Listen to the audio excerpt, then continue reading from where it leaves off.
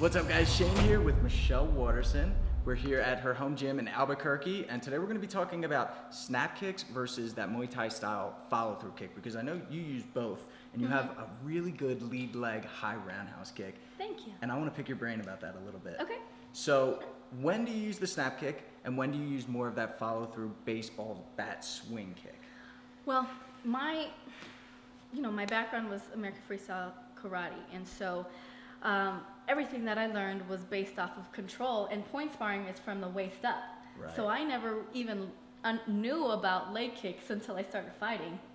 Yeah. And so I really had to, it was my trip to Thailand really when I started really, they actually made fun of my roundhouse kick. Really? Because it is the traditional chamber snap and chamber back. Yeah. And that's not Muay Thai at all. Yeah. You know? So basically what I've kind of broken down is when I use those thudding roundhouse kicks that you use with your shin are for the thighs and the midsection.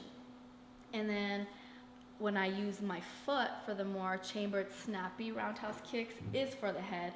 And it's because you don't necessarily need that shin thudding push to get a knockout on the head. All you need is the jarring of the brain to get the brain to hit the side of the skull and kind of short circuit that.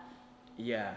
I like that because it's also safety for yourself too, because when you hit with the shin, if you're throwing that very, high momentum into the kick and your hips behind it, you're not going to hyperextend your ankle. Whereas if you hit with the instep, the top of your foot, if you hit on someone's thigh or if you hit the body, it's going to hyperextend. It's going to go the opposite direction that it's supposed to go. But if you do that to the head, the neck gives, and you're going to injure them. You're not going to injure yourself. Yeah, absolutely. And I mean, if anybody spars kickboxing and Muay Thai, they know what we're talking about. When you go to throw a roundhouse kick and you catch an elbow, it's the worst feeling in the world. Yes.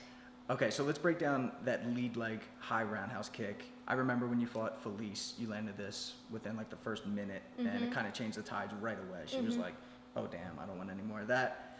So the cool thing about that lead leg roundhouse kick to the head is that if you practice it enough, it's just as quick as a jab. And because I was always a smaller fighter in point sparring, I always relied on my kicks. And in point sparring, when I was fighting, it was 2 points to the head. So if I could kick you twice to the head and get you another time and win the fight, then I was good to go. So I just sat back and waited for people. First to three. Yes. Right. I would just wait people to run into my kicks, really.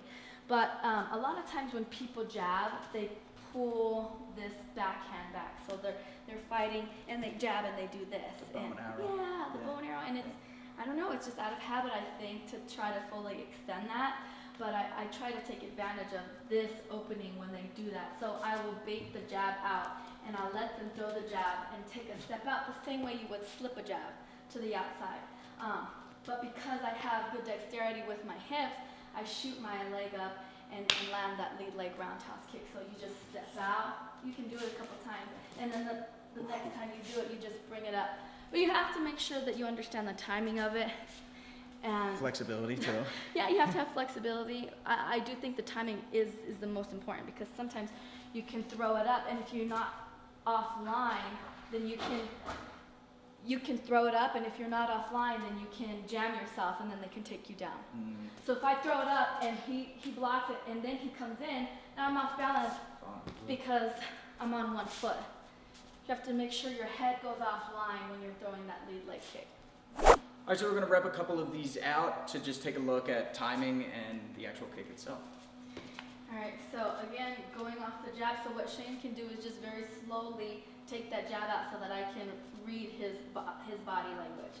So just, at first, just watch your partner throw that jab out. So he's going to throw the jab a couple of times. And instead of throwing a kick, all you want to do is practice the slip. So slip, same way you would slip, slip. And this is a slip with a step outside. So my back leg is stepping outside.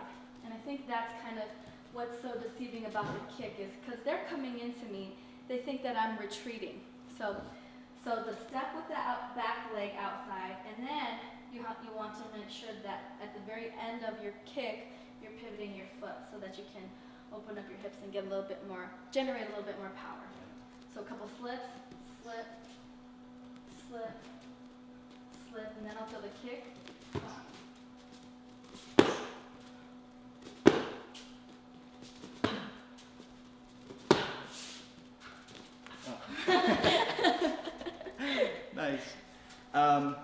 So when throwing that kick, this is more of a snap kick then, since we're going to the head and since we don't have that much of a, I mean, we're creating the angle, stepping out with the rear leg, but we're not getting that Muay Thai whip as much, right? It is a snap kick, because you want it to be fast. You don't want to telegraph it. It's like the difference between a straight right and like a haymaker, right? So if I'm throwing a haymaker, you can kind of see it. You're gonna step back, you know, or you're gonna block.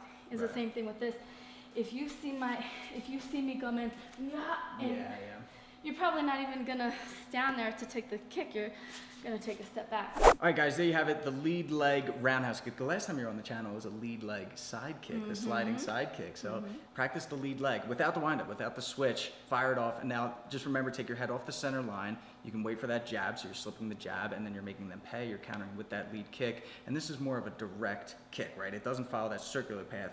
Kind of goes foot, almost a straight line right to the face. Yeah, there's not much of an arc. I would say it's more of an angular kick, you know, right up here. And a lot of times when I throw it, I'll catch people underneath the chin because it's coming straight up. Right. Boom. Cool. Well, there you guys have it. Practice it, and please follow Michelle. Links will be in the description below for her channel. She's got a YouTube channel. For her Instagram, we'll have all of that down below. Please support the MOMCHAMP here. #MOMCHAMP. Until then, I'm Shane, and this is Michelle. Hey, fightTIPS for the underdogs.